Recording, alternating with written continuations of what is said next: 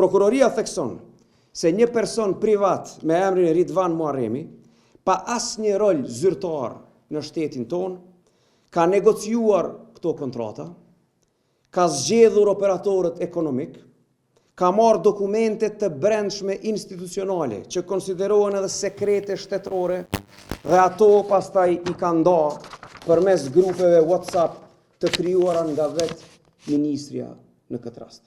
Këtu kemi të bëjmë edhe me zbulim të fshehësisë zyrtare në këtë akt akuzë, e që është vepër penale. Prokuroria gjithashtu e thekson në akt akuzë shumë qartë se Rozeta Hajdari, Irfan Lipovica dhe Hafiz Gara kanë zbuluar fshehësi zyrtare shtetërore.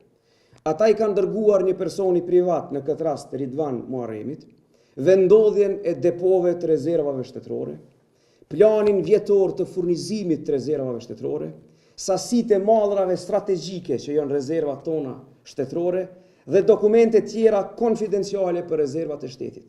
Të gjitha këto informacione që i përmenda e që sipas ligjit konsiderohen sekrete shtetërore janë nda në mesvete përmes WhatsAppit dhe përmes një emaili zyrtar i cili theksohet në akt akuzë që është ridimuharremi@gmail.com. Pra një proces i papame, i paprecedent deri më tani përmes WhatsAppit, të cilin e kemi ndëgjuar edhe në disa raste tjera. Pra ky shtet po na bëhet WhatsApp shtet.